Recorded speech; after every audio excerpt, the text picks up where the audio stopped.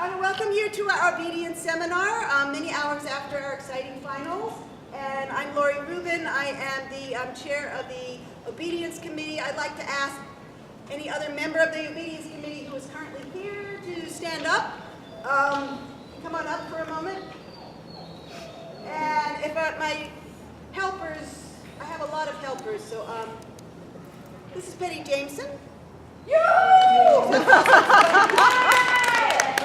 Happy birthday yesterday! And we have Lori Sasaki, who's volunteered to help with a lot of demoing and a little bit of talking. And our Judge Laura Cox, if she's not too tired later, our wonderful Judge Laura Cox, a previous member of the Obedience Committee, is going to help us with at least part of it. Okay. And we have Betsy, who's going to help change things for the ring. Okay, we're going to see if in 30 minutes we can cover 2 new classes, and we are probably not going to have time for the other 2, or else we will just briefly describe them.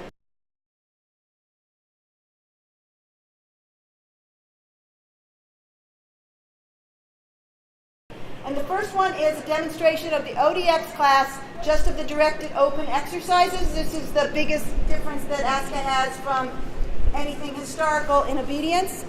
I'm going to talk about marking where the cone is, and I'm not going to talk about the whole ODX class. I'm going to talk about the directed open exercises, which are what makes it different from any other open class. Before the class begins, the judge is to mark where the cone will be placed. So it will be placed in exactly the same place for every dog. I have marked that. I marked it thinking the jump was going the opposite way, but hopefully this will still be okay. There's a blue tape here. We have, in addition to marking where the cone goes, we have an optional marking procedure that I think I saw Laura using this morning, of marking where 4 feet would be in a circle around here, marking the 4 corners, or the 4 of the places on the circle, so that for the second part of the exercise where the dog has to stand within 4 feet of the cone, you can see where that is. For me, when we have lovely mats like this, I can kind of see that this is a 4-foot mat, this is a 4-foot mat, so in my mind I've got that. I used a 4-foot board because I didn't bring my measuring stick. Could mark 4 feet here, 4 feet there, 4 feet there, 4 feet there. And also, you might want to mark the 3-foot radius because the original sit needs to be within 3 feet of the cone. So I've marked on this 4-foot board where 3 feet would be. And I can mark here, and here, and here, and here, where those places would be. The mandatory one is where the cone will be. And we have some new rules about the placement of the cone. It must be between 3 to 6 feet on this line from the path of the handler. I'm envisioning that the handler is going to be performing on this mat, in the center of the mat. And I have marked, this is optional also, I have marked a starting and an ending place for the handler so that a handler couldn't say, oh, the cone's going to be over there. I think maybe I'll walk crooked and just get a little closer here. If I mark where I want them to go, then we know everybody's got the same picture. So 3 feet to 6 feet from the center of this ring. For this demo, I just put this at 6 feet. But you would have the option 3 to 6 feet this way, 3 to 6 feet this way. We also are giving judges, some leeway where originally it had to absolutely be on the center line. And I didn't bring my ODX rule out.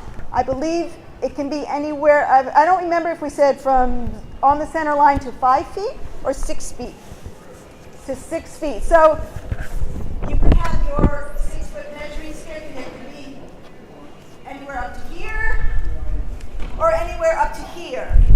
Judge's choice, mostly for the purpose of what if you're in the ring, or what if there's a jump here and you don't want the dog to be, we don't want to like trick the dog so it looks like you're signaling to go over a jump, but then it might be more helpful to put it closer to the dog or farther from the dog.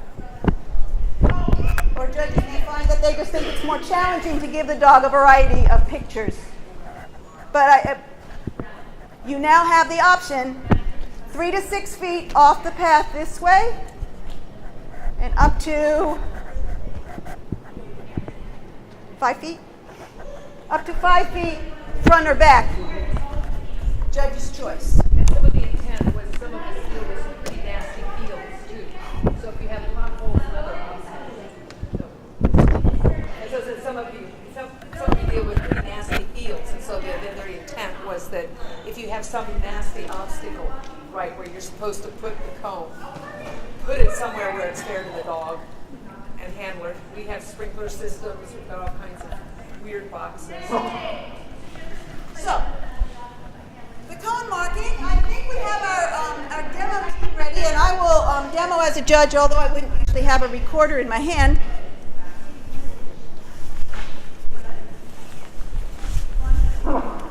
So, after the last regular open individual exercise, in the A class it will always be the broad jump, but it could be anything if they're running a B order, then you will have the handler set up for the directed open exercise. So I'm just going to have you set up right here.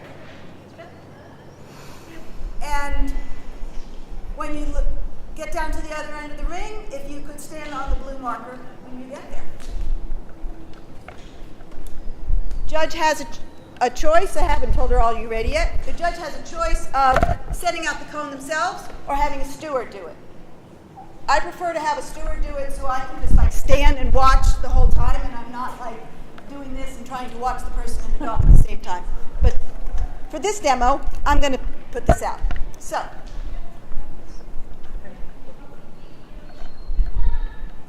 are you ready? Ready. Leave your dog.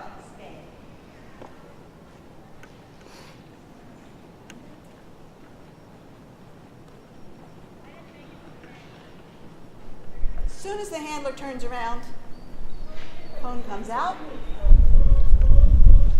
Judge or steward gets out of the way. Send your dog. Go cone. Sit. Stand your dog. Stand.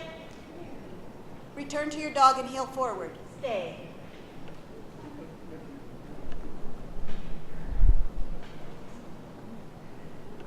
Set. Stop. Exercise finished. As soon as the dog reaches heel position, exercise finished. If the handler gets all the way to the barrier and the dog is still either lagging or forking or has never gotten to heel position, you say exercise finished. Anyway. And the handler should be at a brisk pace. You can go on any side of this cone that you want. It's possible that the cone will be in between you and the dog. Well, okay, demo a couple of those things, you know, like being in weird places. Um, Do that. Just set her up that way. You just show how to get the dog up. Sure, show us one. Yeah. Just set her up that way and show us another option of how you would do it. That would be great. Sassy. Stand. Stay.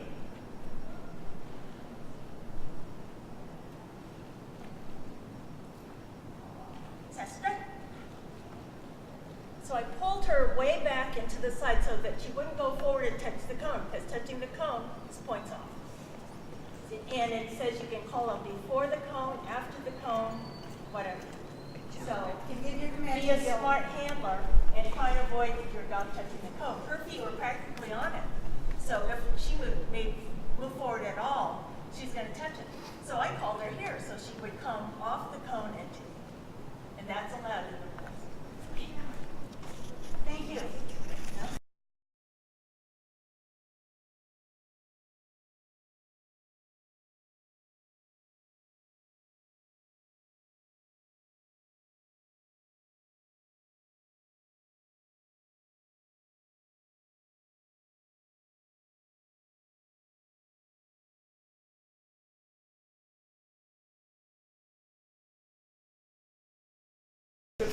We have 3 new classes coming in that are optional titling classes. You're probably familiar with beginner novice. Everybody's probably done that. The second one is this graduate novice. The plane go over. The graduate novice is intended to be a bridge between novice and open. So the exercises are similar, but there are some props in it. Okay, so the ring setup, first of all, is the same as for open. So in terms of sequencing, it makes sense to do this before novice. So after open, before novice, if you're doing the utility open. Yeah. So that's the ring setup. There are 2 exercises or one exercise that's exactly the same. And that's the healing and figure 8. So we're not going to demo that. I won't describe it. There are 2 that are slightly different.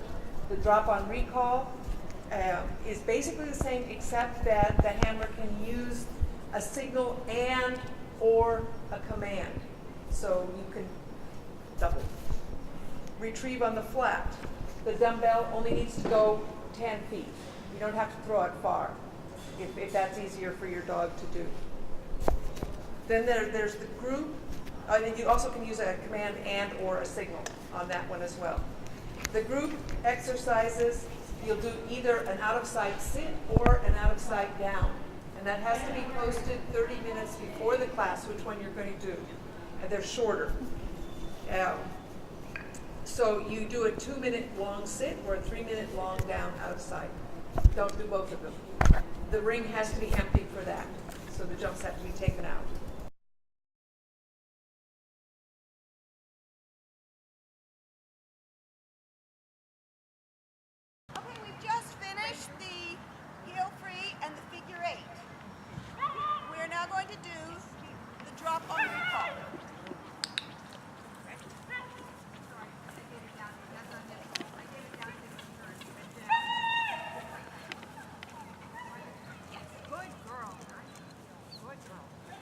Drop on recall. I'll give you a signal to call, a signal to drop, and a signal to call. Are you ready? Yes. Leave your dog. Wait.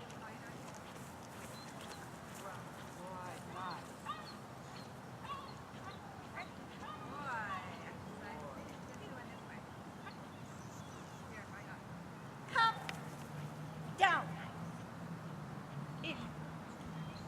Come.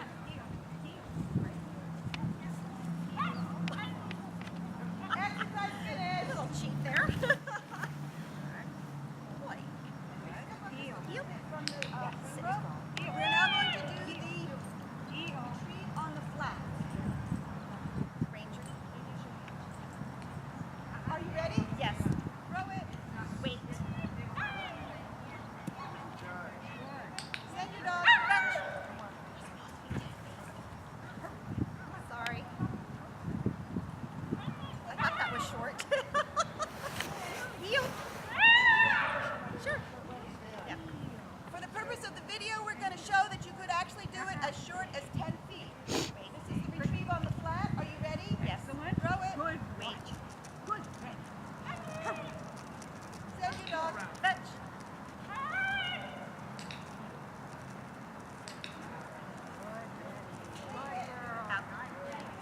Heel. Exercise fitness. So now do the dumbbell recall over the high jump.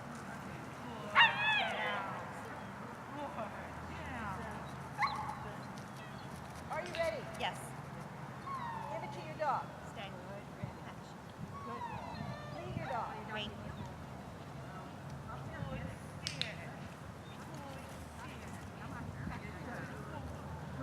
Call your dog. Jump. Take it. Finish.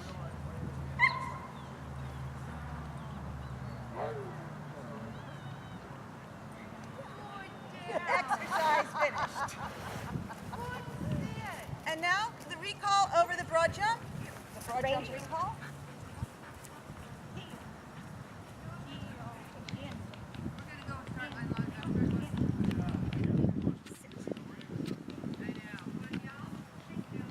Are you ready? Yes. Leave your dog. Wait.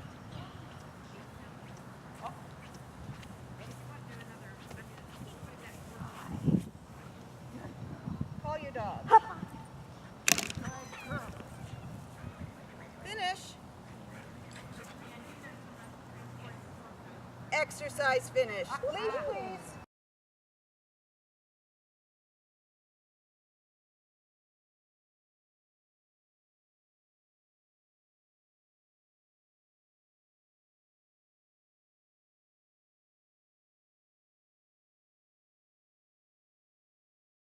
Okay. The next optional titling class I'm not going to go over because you don't need to. It's been in the books for a long time. It's the versatility class. There is a versatility title now, optional title, and you can get a versatility 1, a versatility 2, and a versatility infinity. It's basically any dog who can do the utility exercises is eligible. There are on here a bunch of orders, some of which come from the super dog. Oops, wrong side. Some of them come from super dog. Other ones, generally, almost all of them have 2 from utility, 2 from open, and 1 from novice. In some, there's 2 from novice.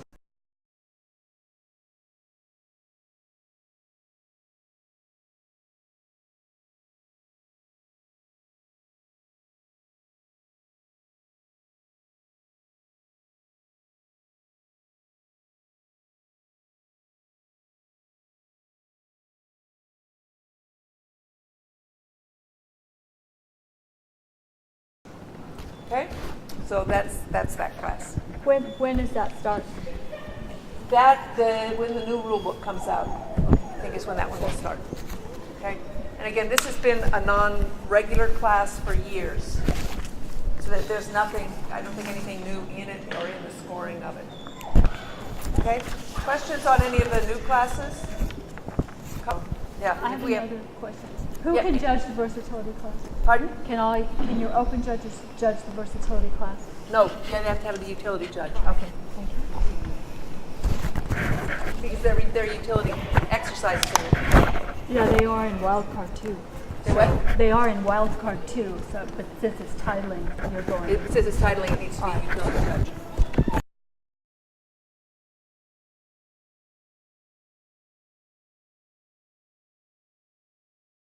We were kind of short-handed on the obedience committee, so I really asked a lot of people if they would help us, and I don't think we realized that finals were going to go quite as long, and then asked Laura to do this, or that all the things that were going to happen in the last week or two were going to happen before leading up to this. But thank you for being willing to help.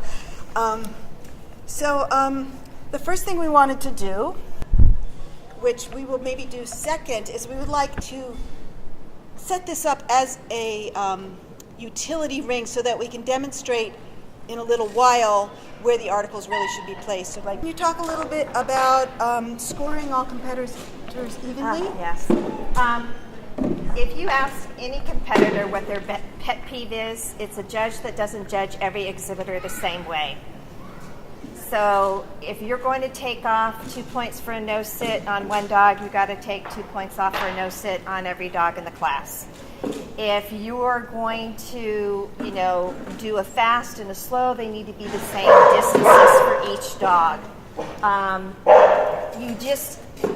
That's the one thing, as a competitor myself, when other competitors they go, well, that person only lost a half a point for something I lost 3 points for. So just keep in mind, when you start off at the beginning of the day, if a no-sit's 2 points, then it's a no-sit 2 point for everybody who walks in the ring, okay? And it's just like, how much you're going to take off for your foraging or your lagging. It needs to be the same for every dog that walks in. And some judges have a hard time with that. Another thing is where you stand in the ring. You try to stand where you're not going to interfere with the performance, but where you can see everything. So make sure, again, if you're doing the drop-on recall, you're standing in the same place, you're setting the dog up in the same place, you're giving them the same signals. Okay? This is the dog training class. We would like to do a demo of the 2 ASCA broad jump options and remind people that the judge is supposed to ask. I know, I asked, I think, 50% of the time. broad jump out. We took the took broad the broad jump. jump out. Yeah, you did, but don't worry about it. I think Oh, what that's it right. Well, is that's going to be if only in all the judging that I've done, I've only had, I think, 3 people in the last umpteen years do the other version. So I forget to ask when I'm in ASCA. But yeah, we're supposed to ask, and I remembered about 50% of the time when I was in there today to ask about that, because we're so used to, a lot of us cross-train between AKC and ASCA. We're so used to it the other way, we just totally forget as judges. So whenever I do judge, and that's what I did last night, I went through my book and said, okay, what are the differences? What am I doing today? Oh yeah, let's remember to mark the ODX, let's remember this. And I was even telling Alvin, we got to ask him which way to go, and I forgot half the time. So when you set the handler up, you ask, which method will you use? And the handler is supposed to say, at the jump or beyond the jump. And does it change where you stand if they do the beyond the jump Not really. version? Not really, because I stand where I'm not impeding anything. Okay. So here's our broad jump. Okay. So if this is the broad jump, dog and handler here, I'm off here so I can see everything. So I'm off enough that even if they're standing out here, I can still see what's happening. And as the dog comes and gives the front, then I just turn and watch that front. Okay. Because if I stood over here, then I'd be in the way of the dog. I'd influence how the dog was moving to the handler. Now, my understanding is that the reason for adding the beyond the jump is it's a lot easier on the dog's shoulders. They're not coming off of the jump and rotating on it, torquing on the shoulder. So, But like I said, there are very with few people honoring that do dogs, it. There are very few people who do it. A lot but of people in Germany are doing it. The German people love it. They love it. And They love that and the and ODX. What was great is I got to actually ask them, what do you find the best? I watched them do it, and then, and they were so Germans, so precise. 1, 2, 3, 1 step back. It was so precise, and it was great because they left no question in my mind and it worked. The same thing with the ODX. Nobody does it around us. The only place I've ever judged it was over there. Thank God for Goody. So she showed me where to place the cone and stuff, but everybody either did it perfect or they didn't do it at all. So I'm going to train my guy for it because and I don't know about the rest of you, do not understand exactly how it's scored. I can read it, but I need to do it and I need to see it. And I'm sorry I was late, I fell asleep. My back was killing me, I fell asleep. So I missed it, but I don't know about the rest of you, still not sure how to score it. That just the cone, just the ODX part. Everything else is by rote. Is the score sheet helping you, the one that comes in the Oh, I see that, but it's like they do it and I go, and I read it on the plane, But if I've had one dog, I think I had one dog in Michigan, and how many years ago was that? So a video, and it like we saw that demo of the feet, I wouldn't have known she could do that, and so another video would be really helpful for me. So, do we have a set of articles anywhere close that we can Lori use went to for get the some. demonstration of the articles because our person who was going to do that left. And I'm sure we have. No, she went to go get them. Lori went to go get some articles. So, standardizing the healing pattern. Can you want to talk about that? Yes, one of my favorite pet peeves. I showed under somebody years ago, and here is the long leg of the ring. She started us in the middle of the ring. It was forward, fast, normal, halt, forward, right turn. All in the first 50 feet. And that is not a legal healing pattern, okay? It is not a legal healing pattern. You're supposed to have one element per leg of the healing pattern. And you're supposed to use the ring, utilize your ring. So try to use as much as your ring as you can, depending on your jump configuration, so that you're not just putting it all on one side. Also if you're going to put a halt in there, make sure that there is room for that dog to get up and get several strides underneath them before they have to do something else. Okay? After a while, you'll find a judging pattern that works for you, that has all the elements and you're comfortable with. And if anybody's shown underneath me in the last 10 years, my healing pattern does not change because it is in my brain, and I know exactly where I'm going to have those people stop or do their turns or do their stand. So my open and utility and my ODX, those are all the same pattern basically.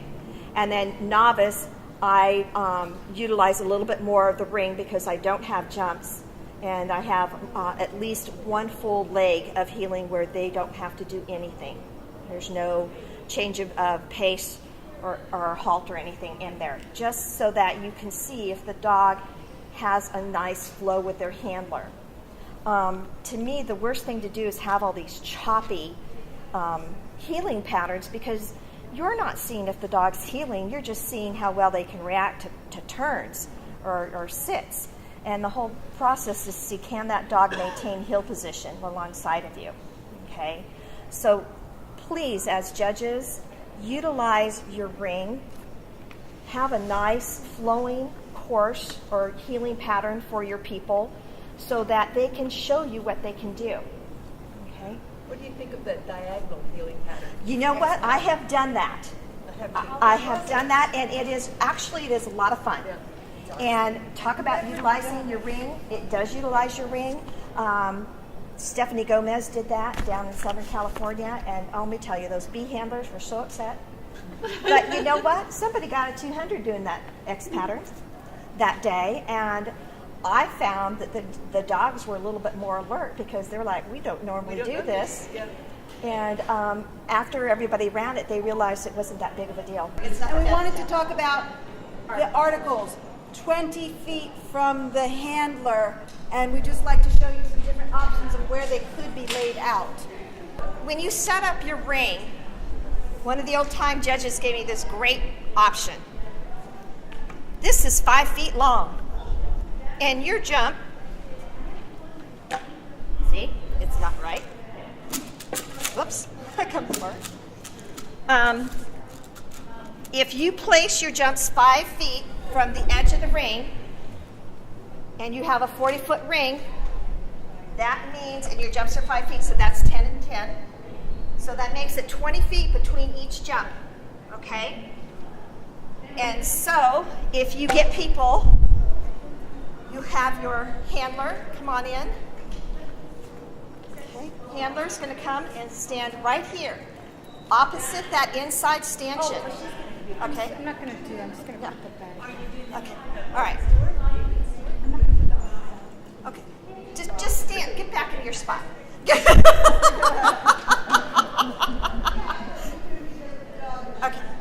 all right. Your articles should go from the inside stanchion of the other jump. They are now 20 feet apart. No guesswork involved, okay? What I find is a lot of people want to hug the chair.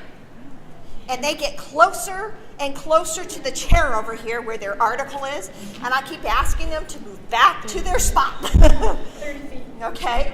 So, if you normally don't even have to mark it if you just think about your jumps being 20 feet apart if they're 5 feet away from the edge of the ring. And then there's no question about it. If you want to go the opposite direction, then you're going to have to start marking if you go down the center of the ring. Go ahead. Oh, I have a thought on that. If you set up your handler 5 feet from the gate and you put your articles in the middle between the jumps, then you know that they are 20 feet from the handler. The closest one, 20 feet from the handler. And again, mark it so that they don't hug the chair. Yes. A lot of times the articles, more often than not, they're too close together. So when I'm talking to my stewards, I tell them just use the flat of your hand. It should be that, far apart. That's approximately 6 inches. A lot of times they're closer to 3. And then as a judge, I'm sort of pushing them out. And then at one place I was at, actually, they ended up being close to a foot apart from each other, and I was putting them in. But try to make it the same for everybody. Again, it all comes down to consistency. If you let the first dog go into the ring and they're only 4 inches apart, then you better do that for everybody else in the ring that day. Okay? Don't go and change it so that everybody has the same consistency. Yes, and you just touch it and put it down. You know, you don't want the steward to go the armholes, because I've seen that happen on occasion, you know, or have other ones that just touch the edge and drop it because they're afraid to touch it. No, just hand it and put it down. Okay, very simple. And if we could try to have as quick and concise answers as we can to these next ones. Don't be sorry, but I'm just trying to help us with time. You're doing great. Thank you so much. If you give a wrong command, how do you get out of that? You know, and I did that today. If you give a wrong command, you know, you turn somebody the wrong way, they're supposed to go left and you sent them right, I would just let them continue on. That's my mistake. There's no points offered to the handler.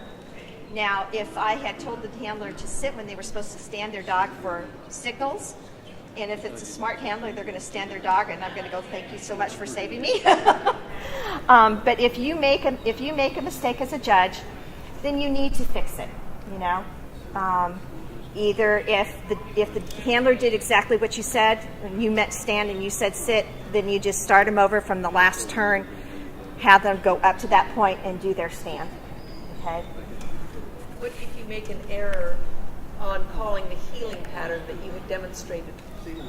So you demonstrated one and then you forget. Okay, if it was your very first dog, and what I would do is I would just stop and say, excuse me, I made a mistake. I'm going to bring you back to the point right here before I made my mistake.